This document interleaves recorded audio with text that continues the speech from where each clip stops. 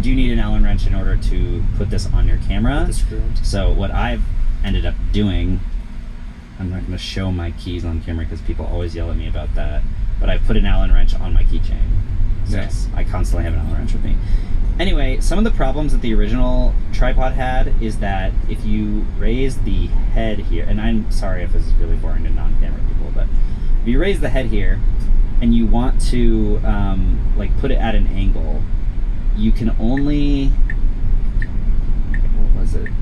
So it's it's a ball head. Yeah, it's a ball. Wait, And there's like these 3 different dividers essentially that fall down into the tripod when it's tucked all the way in. right. And sometimes that makes turning it sideways Kind of difficult because it kind of gets in the way. Yeah, it can kind of get in the way. Assuming that's what you're talking about. So this new one is more of a standard ball head where you can just pivot and twist in like many different directions.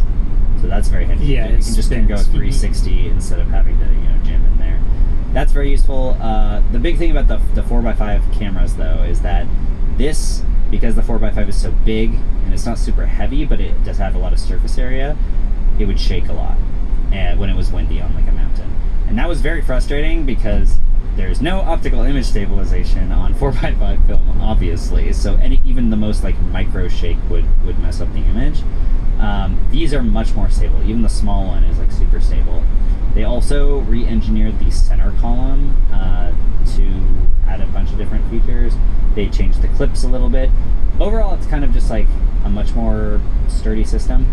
Also, when you're clipping in the camera, it now has the spring-loaded mechanism. I was just messing with this. Yeah. Yeah, the spring-loaded mechanism for the tripod mount on a camera attaching feels super nice. It feels really good. So yeah, effectively you like unlock it by pulling this, and it pulls up this little tab that when you put the plate in, it snaps it closed. David into the mic, Just talking please. to your mic a little Oh, bit. sorry. He's getting And it locks it in. Yeah, I'm sorry. I love tripods. And it like locks it in, and then they have an extra lock right here.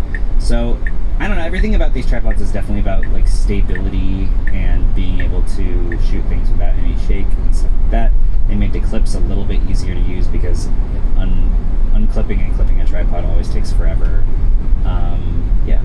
So I've been really enjoying this. I don't love how big it is. Like, you cannot really beat this original tripod size because this can fit in like basically any water bottle pocket of any backpack that I have. Whereas the new Pro ones definitely are bulkier, even the small one. For some reason, they made it in a small, medium, and large form. The large makes a lot of sense because it's for like giant payload. Like they're trying to get into the cinema kind of landscape. They sell a fluid head adapter that makes it so you can use it as a fluid head tripod. But I don't really understand why they made the medium one, because the small and the medium are almost exactly the same size, and they go up in size prices of $100. So they call it Pro Light, Pro, and Pro Tall. So I don't really know. But overall, like, this has made my photography a lot more reliable, I guess, specifically with my 4x5 camera. I can see, like, I understand it being larger, and the main problem you have with it is shake and stability. So, Yeah. like, making it larger is probably the only way to really fix that. And if you're, I would argue, if you're carrying something like your 4x5 camera, you probably aren't trying to be in, like, this level of light payload, where, like, this could be, I took this tripod with me and just, like, a Sony A7R. Right. With other hiking stuff. And So, like, to me, it was just part of the pack, and then, like, Totally. not too bad. But seeing this, I think it's really cool. They obviously, I mean, Peak's quality is absolutely at the top of its game. This looks like they solved a bunch of the issues, but seeing it and seeing its side just makes me still like the original one. The original one I'd rather is just great. throw it. It's so popular. it's so small. It's so, like, when you are somebody, and I see this now all the time watching like disc golf YouTube of people like lugging tripods around all over a disc golf course, like, you want a really small one, but the problem is all the really small ones are really flimsy. Yeah. They nailed their target demographic For sure. with this one, despite its price. I think getting into the bigger game, when you talk about the larger one and huge payloads and cinema stuff, is like, we have really good cinema tripods already. That feels like a crowded space. For sure. I'm sure Peak Design can get into it. But I think it's probably for people that, like, everything that they own is in the Peak Design ecosystem. That's like, fair. They have built out quite an ecosystem that uses all of their things, and they interlock with each other, and they've got all these features. But yeah, I think for, like, most people, the original one, even the aluminum one, is, like, more than great. This is really going to be if you have specific use cases, like me with the 4x5. Yeah. So. The travel tripod feels like I'm packing it with other things. The pro tripods feel like my pack is all cameras. Yeah. That's all that's in has my been pack. me for a while now. Well, yeah, but that's because you sacrifice the rest of back. survival things for your cameras. That's true.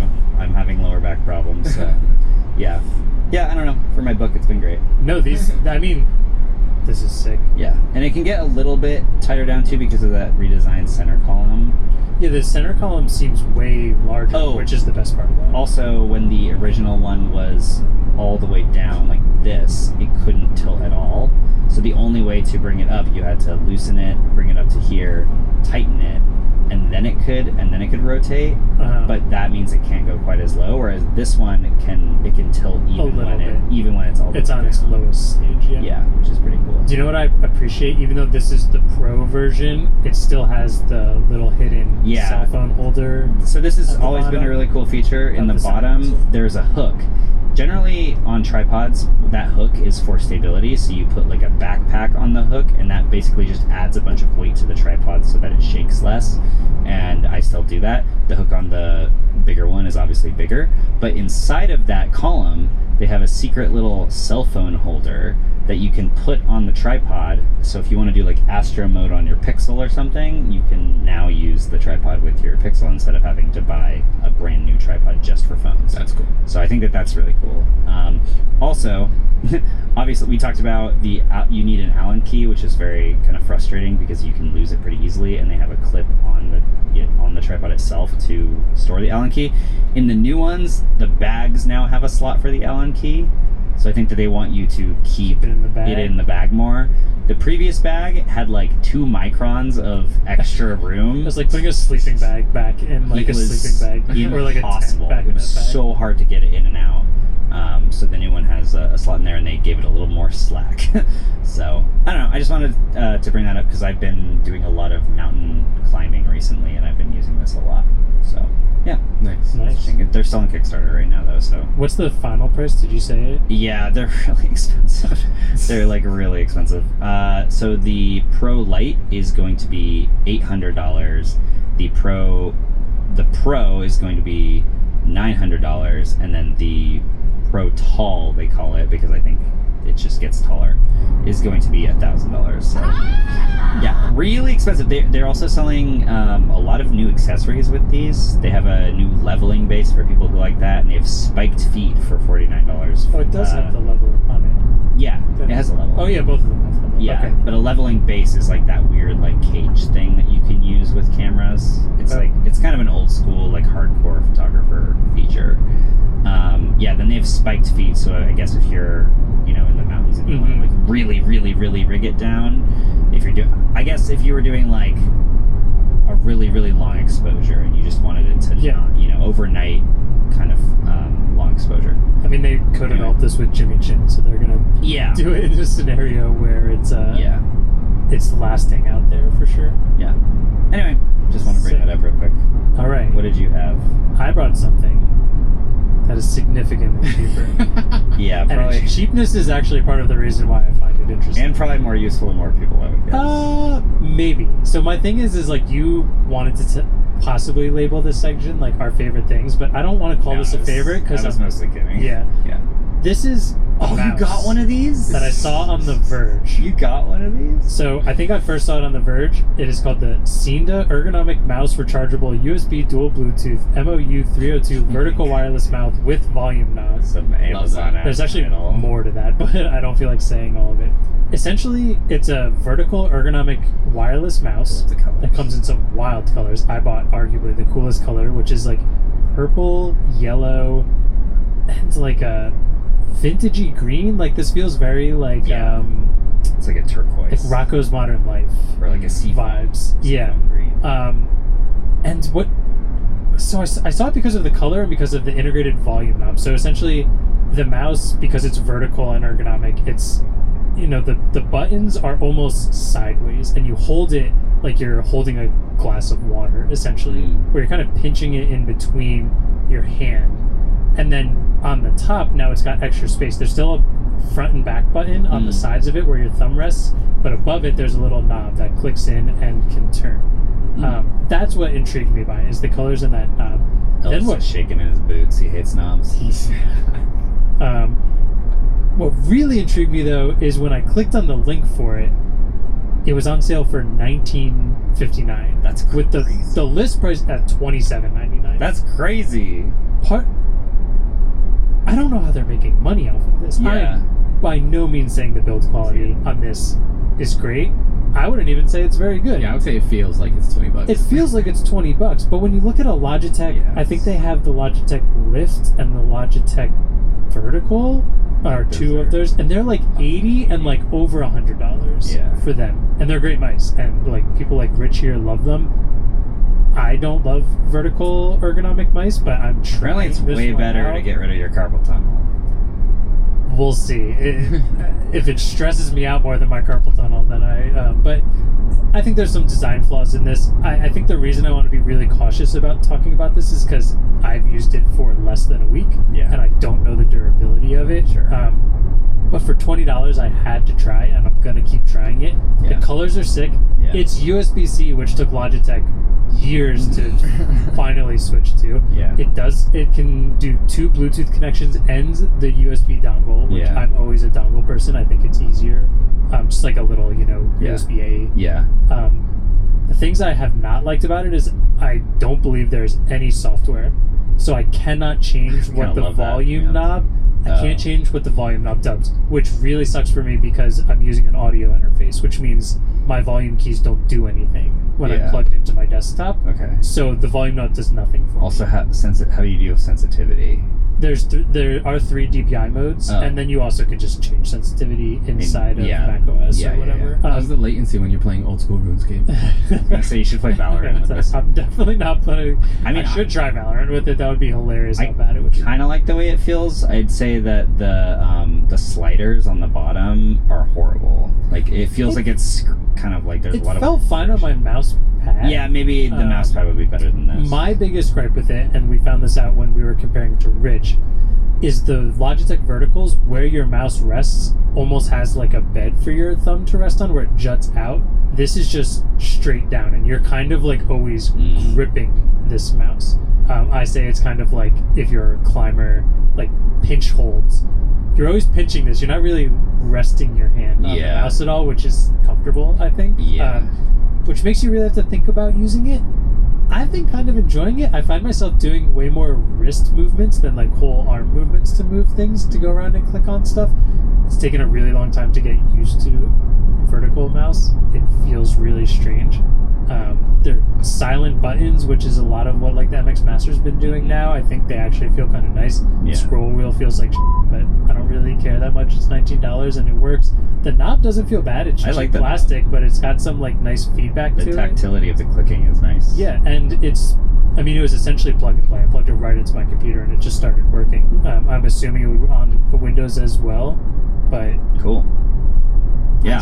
I don't get know how to use for $19. $20. Yeah, that's crazy. It seems, I do not know what the battery life's yet. Yeah. I've charged it once and it's Okay. still I mean, going after a generally few they last days. a very So long yeah, time, so. How many colors does it come in? Yeah, what are the other 4. So there's a plain black. There's a pink. What are they even calling this? What They is it? literally don't even have color. Oh no, they're just calling it pink. Oh. Pink, but it's like 2 different types of pink. The buttons and the scroll wheel the buttons and the volume knob are a different color. This is the purple and green version. They just call it purple. There's a light blue version and there's the straight black version. That one's definitely You can also the buy best color. 2 packs of these What? Really? for $42. Wow. So it's more expensive. Right now, that's more expensive. But it's not more expensive if Yeah, it's you're more assuming expensive. the list price of 27. Oh. I don't know how long it'll be this cheap. Yeah. If you decide to go out and get this, I cannot promise you how long, long it will At work. your own I risk. assume it will work as long as $20 is worth. But I was very intrigued by it. I want to see you game with this. There's no way I'm getting. I need to see a pro Twitch streamer just using this, and That would be. planning on I'm sure everyone. someone's done it, but getting like pro CS players to play it with like crap device. I bet the latency on this is It's probably- terrible. Yeah. But no one buys an ergonomic mouse for like great latency. That's true. Yeah. Yeah. Cool. Yeah, that's Alright, so that's it. that's the a good Cinda ergonomic MOU 302. Scene. Multiple device cordless mice compatible for Windows PC, laptop, Mac OS Purple. Pink. Cinda. They make a bunch of other random stuff. Really? Yeah, I've never heard of them. Yeah. Although, okay, so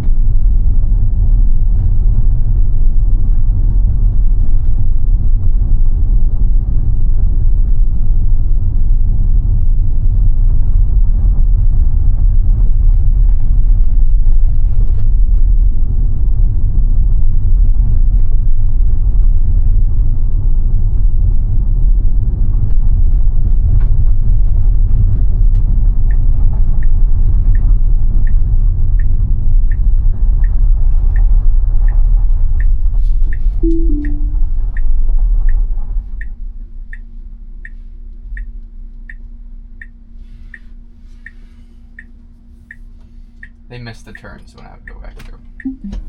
Just wanted that car to go first.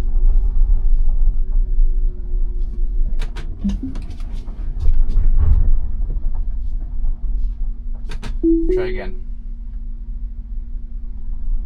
Nope. This way. It's okay, I got you. Don't worry. I got you. 15.